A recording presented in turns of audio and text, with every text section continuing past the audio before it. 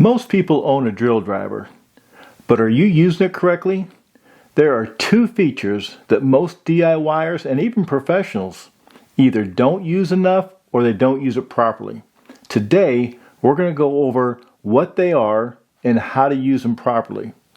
If you're having trouble with snapped or stripped out screws, then this is going to be a big help. So stick around to the end because I'm also going to cover the biggest mistakes people make and how to fix them. So let's get started. So first, let's talk about the clutch. Yeah, that's this round thing here with all the numbers on it. Now most drills will have maybe a different variation of it, a different amount of numbers. This one has 1 through 15, and then it's got another one that has, it looks like an icon of a drill bit. But what does the clutch actually do? Let's go over it because this is so important if you're not using it. The clutch helps control the torque or the turning force that's applied to the screw. It helps with things like overdriving the screws. It'll stop the screw when it's tight. And it helps from stripping out screws. When the screw gets to where it's got enough force underneath there and it's tight enough, it'll stop it from spinning and stripping out the head of the screw. Another thing it does is it helps stop damaging materials. It'll stop you from sinking a screw too deep in softwoods or things like drywall, where you just want it to go just flush with the top of it so it doesn't break the skin. So the way you want to use the clutch properly is for small screws or soft materials like say drywall or softwoods like pine. You want to start out at the lowest setting. Now, a mistake some people do, they'll wait till the screw either goes too far or starts to spin or strip it out, and then they'll start backing down on the clutch if they do that.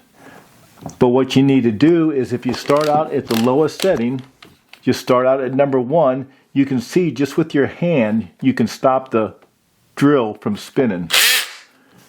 When you hear that noise, you know that it isn't applying too much pressure to what you're doing. And all you do is when you dial up more, like this is number 5, you can see it's harder to hold. The higher the number, the more torque and the harder it's going to go in. So for general wood screws, like furniture or framing, use a medium setting, like maybe 6 through 12 on this one, or I'll go from 5 to 10. And I'll use that on there just so that I don't overdrive the screw inside of the material or I don't snap the screw off. Then for larger screws and tough materials like lag bolts, use a higher setting, 13 or higher, or you can actually use it in drill mode. I rarely ever use the drill mode when I'm using the drill for putting screws in. So as you're driving in a screw, if the screw stops too soon before it gets as deep as you want it to go, then you know just to start adding a couple more notches on your clutch. Like if you're on a number 2 and it stops too soon, go up to number 4. Try that. If it still stops too soon, go up to number 5 or 6 or 7 and just keep doing that until you get the right depth.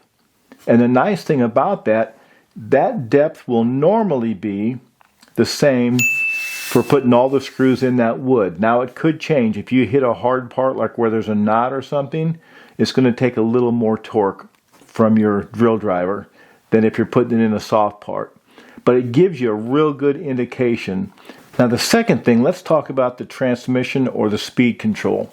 That's this little button on top here. It has a 1 or a 2. Some might even have a 3. And what that's for, the best way to describe it would be like a gear shift inside of a car. If you have a granny gear, some of you remember the cars that used to have granny gears, it's got a lot of power, but it's very slow.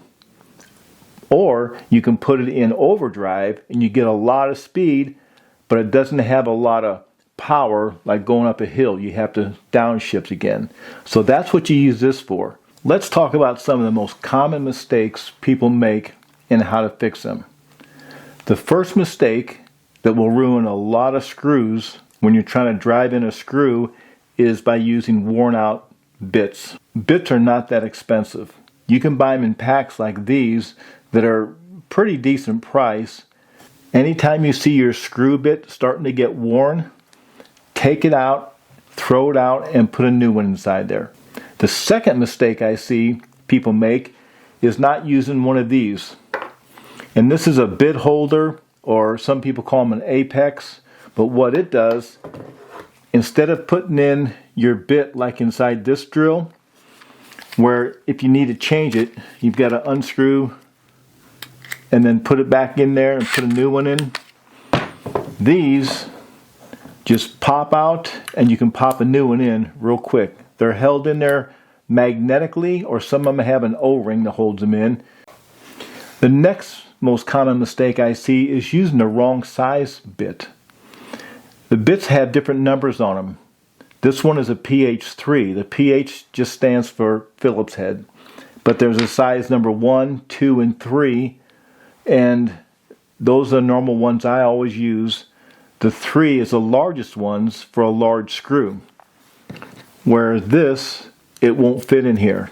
Where this number 2, it fits in perfectly.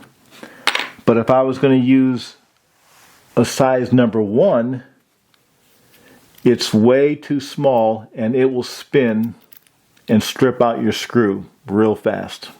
So the last mistake I see often is not only using the wrong size bit, but the wrong type of bit. You see how this one is skinnier in the center and it actually has a color to it? And this one is straight the whole way. This one is meant specifically for an impact driver like this.